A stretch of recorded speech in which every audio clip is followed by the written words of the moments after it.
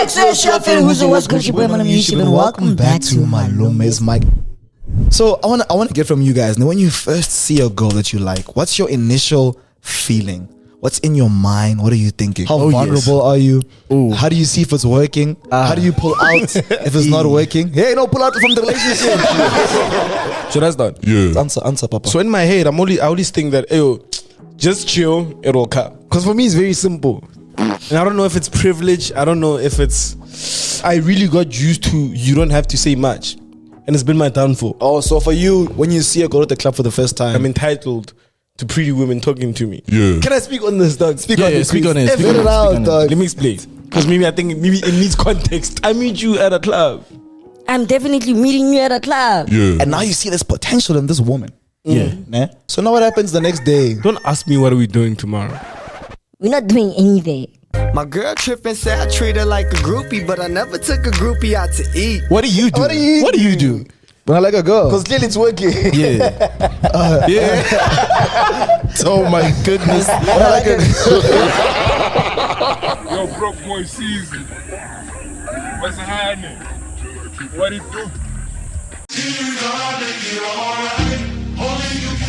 Like a lot of people I know, I grew up in a very strict Christian household with a hardworking father and a selfless mother. I grew up very sheltered from all the bullshit in the world and was raised to believe that by giving people my last, I'll get it back tenfold. I grew up Catholic and went to Sunday mass religiously and enjoyed the choir and singing above everything else. Church was also one of the few areas of my life where I had a decent amount of freedom, if you know what I mean. I mean, which parent wouldn't prefer to hear their child say they're off to church for choir practice instead of Go check out what's got that rita my one that one. Glad you got my later Scarlet. A couple of years ago, I was at this one church camp that was hosted out of town with a bunch of people from other different churches. I was in a committed relationship at the time. It was heavy on my black men doing cheat shit, but I couldn't help but notice this one girl that for whatever reason was just all over me, bro. I mean, I'd be lying if I said having this little marshmallow pressing on me didn't massage my ego enough to where I felt like I was the shit, bro. On top of that, I looked at it like, yo, I don't even have to take this girl out or nothing. I mean, I could deadass get away with doing the absolute bare minimum. You wanna know what's crazy? I hit on this same girl about a year before this all happened, and she curved me for some random dude that she doesn't even talk to anymore.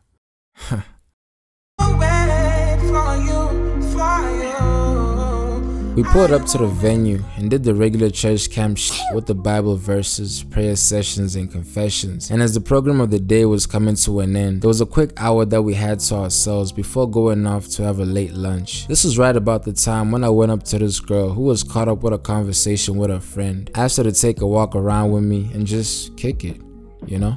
We wandered off away from where everybody was and found a quiet little spot tucked away behind this big ass storage building. And as we sat and conversed, the only thoughts I was entertaining at the time were lust driven, but I eventually did begin to enjoy her company. I mean, she was doing that whole naughty girl shit with her eyes while showing off her new braids as she swayed them from side to side, and had a white string top on that gave me a sneak peek to the hidden treasures that her mama gave her and made it almost impossible for me to keep my hands to myself. I started to caress her body and held her like I missed her until she got all soft like the marshmallow that she was. We maintained eye contact and held it in for a bit as her gaze slowly started to burn through the hidden layers of my soul. And while I was on top of the mountain, she got on her tippy toes and kissed me slowly as she pressed her body against mine. The whole time this was happening, I could hear voices in the distance that I kept ignoring. And just as I was about to pick her up and... Hey, landlord.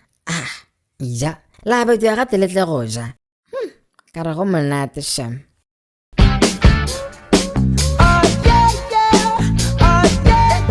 I read some article a while ago that talks about how the feeling you get when you're nervous versus that feeling you get when you're excited sit on opposite sides of the same coin. In other words, those butterflies you get when you're around your crush is pretty much no different from that feeling when you get the call that the food delivery guy is outside with your order. I'm almost 25 and approaching the age where living with your parents automatically makes you a bum, where a lot of the cool guys that I idolized in high school went from being boys to fathers, while some are hooked on all type of designer drugs fighting wars with demons, and where no one wants to hear you talking about the girl that lives rent-free in your head.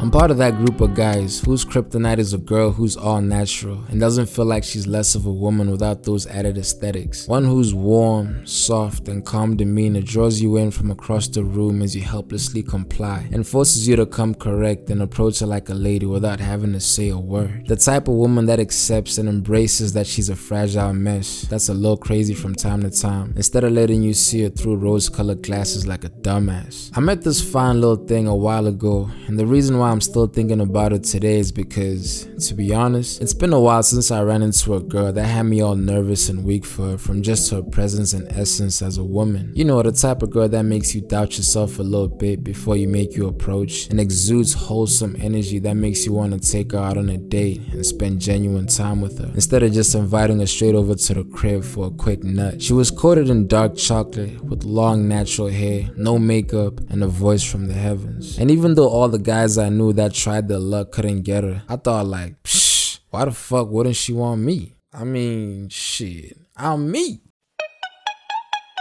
I got her number and called her about 2 days later, and let me tell you, the call didn't even last 5 minutes before she ended it and said we should text because she was busy with something. We conversed for a little bit on WhatsApp before she goes to the conversation till this day, and here I am making a video about her because my ego won't allow me to double text.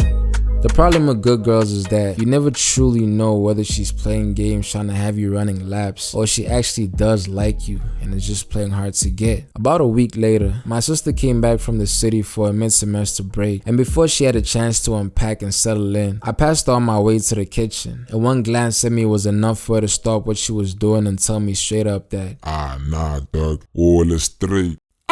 When I learn I used to have that thing about you, right? Nowadays, what the hell is? And of course my excuse was that I was always indoors working all the time, so it's easy to end up looking a little rough cause you know, I don't go anywhere. But I'm not gonna lie, yo, that shit killed my spirit, dog, cause it had me thinking like, yo, maybe that's why that girl ghosted me. Cause if I'm being honest, when she met me, I kinda did look like shit. And since then, I vowed to never let myself get to a point where I'm looking homeless again. Matter of fact, I'm about to get a haircut after this and start brushing to get my waist back cause y'all got me fucked up thinking I'm about to walk around. See how she's like with her friends.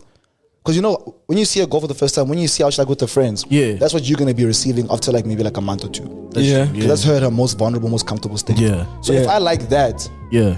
then I'm on a full press. If I was your best friend, I want you around all the time. I want you around me all.